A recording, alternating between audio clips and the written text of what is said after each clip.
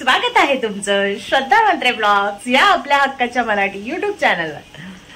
तर आज मी पुन्हा एकदा तुम्हाला एक छानशी रेसिपी घेऊन आली आहे। पावसामध्ये खूप साऱ्या रानभाज्या भेटतात, म्हणजे रानातल्या भाज्या एकदम छान फ्रेश ह्या फक्त पावसाळ्यामध्येच भेटतात। त्या कोणाकोणाला माझ्या मैत्रिणींना माहिती असेल, कोणाला नाही माहिती आहे। तर आज मी एक पालेभाजीची रेसिपी, म्हणजे खूप साऱ्या पालेभाज्या आहेत, कड्डूची आहे, अजून बापलीची म्हणजे मी जी तुम्हाला आज रेसिपी सांगणार आहे ही मस्तपैकी बापली बोलतात त्याला, बापलीची भाजी। अशी गावठी मस्त कवळी आहे।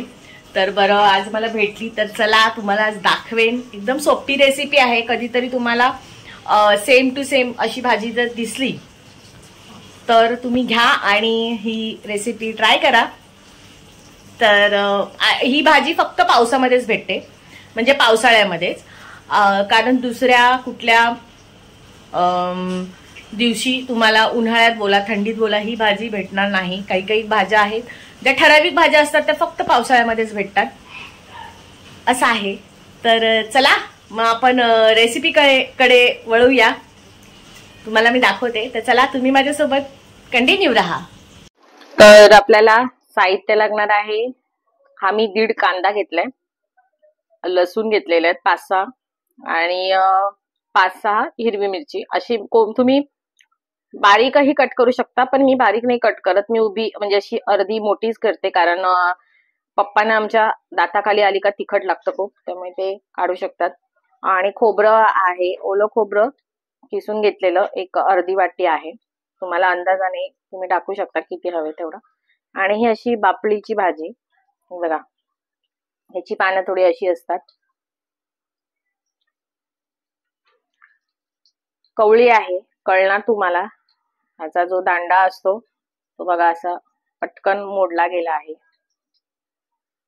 ही कवळी अशी भाजी एकदम दांड्यासकट घ्यायची आहे, आणि साफ करताना छान अशी मी ही धुवून घेतलेली आहे। आता मी हिला बारीक कापून घेते। कापून घेतल्यानंतर मग आपण रेसिपीला सुरुवात करूया। तिथपर्यंत मी हे कापेपर्यंत मी एका साईडला कढईमध्ये तेल गरम करत ठेवलंय फोडणीसाठी, म्हणजे भाजीला। तर चला आता मी ही भाजी मस्तपैकी बारीक बारीक कापून घेते। तर आपलं तेल तापलेलं आहे, कांदा याच्यामध्ये टाकते।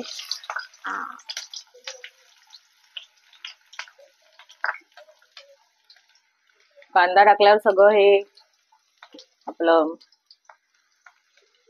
हिरवी मिरची आणि लसूण सगळं परतून घ्यायचंय।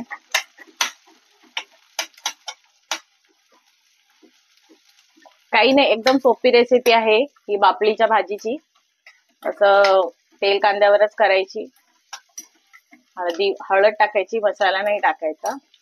हा, तुम्हाला मसाला टाकायचा असेल तर तुम्ही टाकू शकता, पण हळदीवर कशी छान होते, टेस्ट जरा वेगळी लागते।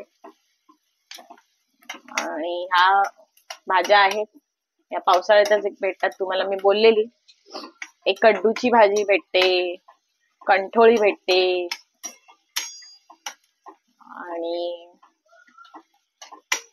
ह्या रानभाज्या ना रानातल्या शेतातल्या, म्हणजे छान याच सीझन मध्ये खायचं, प्रत्येक सीझन वाईज जे असतं ते खायचं, आपल्या शरीरासाठी चांगलं असतं। आता ही भाजी धैर्य तर खाणार नाही, मला त्याच्यासाठी काहीतरी बनवायला लागेल। तर असं छान असा कांदा परतून घेऊया।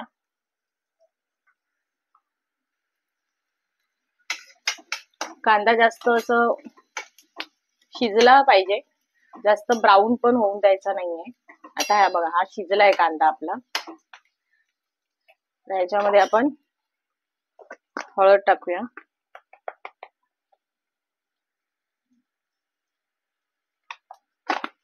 आणि हिंग टाकते।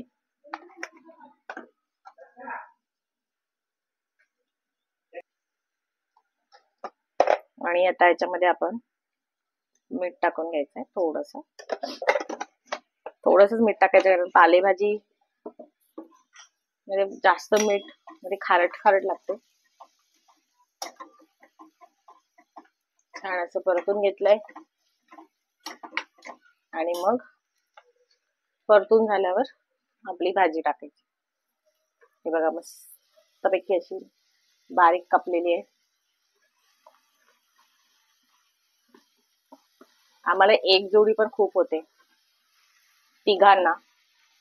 मला, धैर्याला नाही, मला, जिमीला आणि पप्पांना. आम्हाला तिघांपुरता बस होते. धैर्य तर भाजी खात नाही.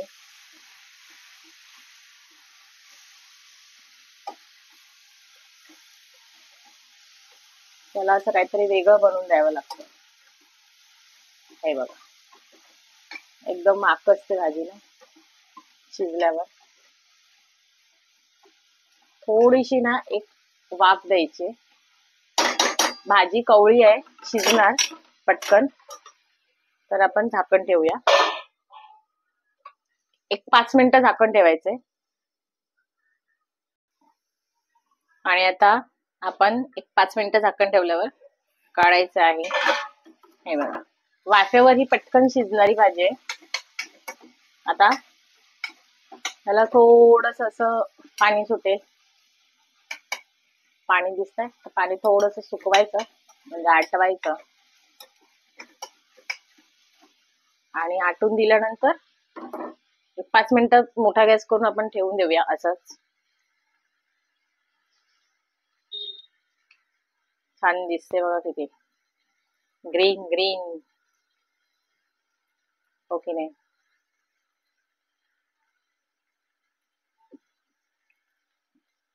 आणि आता आपण याच्यामध्ये ओलं खोबरं ऍड करू.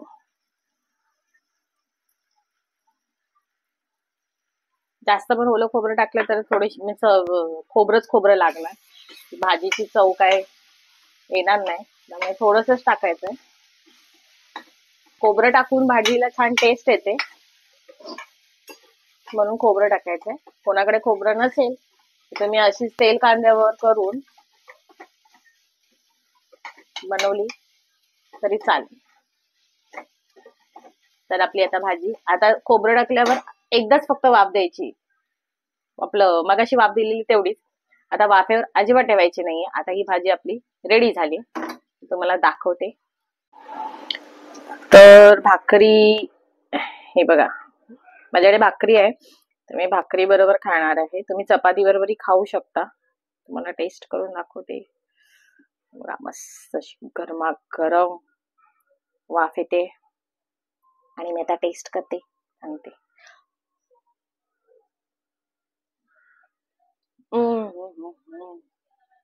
वाव, एक नंबर झाली भाजी. मैत्रिणींनो, तुम्ही करून बघा. ती भाजी तुम्ही भाकरी बरोबर, चपाती बरोबर, कशावर खाऊ शकता. हा, पण भात आणि डाळ बरोबर खाऊ नका, एवढी मजा नाही ना. तर तुम्हाला पापडीची भाजी कशी वाटली हे नक्की मला कमेंट करून सांगा. आणि आवडले असेल तर लाईक करा, शेअर करा आणि सबस्क्राईब करायला विसरू नका. बाय.